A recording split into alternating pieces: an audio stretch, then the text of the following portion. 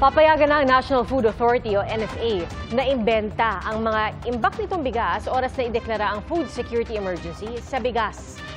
Target itong ideklara ng Agriculture Department sa Martes. Saksi, si Bernadette Reyes. Natanggap na kahapon ng Department of Agriculture ang resolusyon mula sa National Price Coordinating Council na nagtutulak para magdeklara ng food security emergency.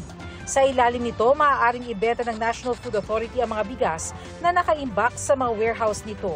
Kaya sabi ng DA, posibleng sa Martes, February 4, ay ideklara ng food security emergency sa bigas. That is very welcome dahil mababawasan yung mga laman ng mga warehouses at matutuwa na rin ang ating mga farmers na makakabili na ang NFA ng bigas mula sa kanila kasi meron ng paglalagyan, and releasing 300,000 tons of rice to the market within 6 months, I think will soften the market at hopefully bumaba ng konti pa yung presyo ng bigas. Hirit ng ilang retailers, sana raw yung makapagbenta rin sila ng bigas mula sa NFA. Malaking tulong po yun, ma'am. Makakaakit din ng customer. Kung walang-wala ka, pwede mo na yung bilhin. Para makausad-asad din pang kain ba?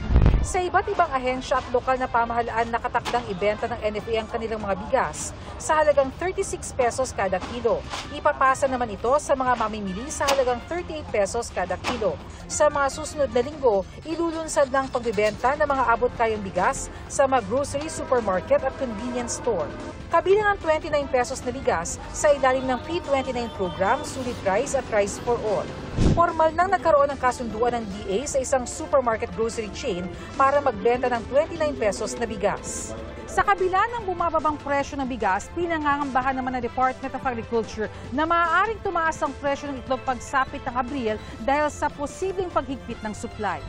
Paliwanag ng DA, marami raw kasi ang tumigil sa pag-alaga ng mga paitloging manok noong nakaraang taon na bumagsak ang farm gate price ng itlog. Sa monitoring ng DA, naglalaro sa 7 hanggang 9 pesos kada piraso ang pangkaraniwang size ng itlog. Pero ayon sa Philippine Egg Board Association, wala silang nakikitang problema sa supply ng itlog, maliban na lang kung magkaroon ng bird flu outbreak. Ang projection po natin itong taon is meron tayong ini-expect na oversupply sa production po ng itlog. Yung mga dumating na parent stock last year, ngayon po magsisimula yun maging productive. Kung magkakaroon ng outbreak, magkakaproblema po tayo sa supply po ng itlog. Para sa GMA Integrated News, ako si Bernadette Reyes, ang inyong saksi.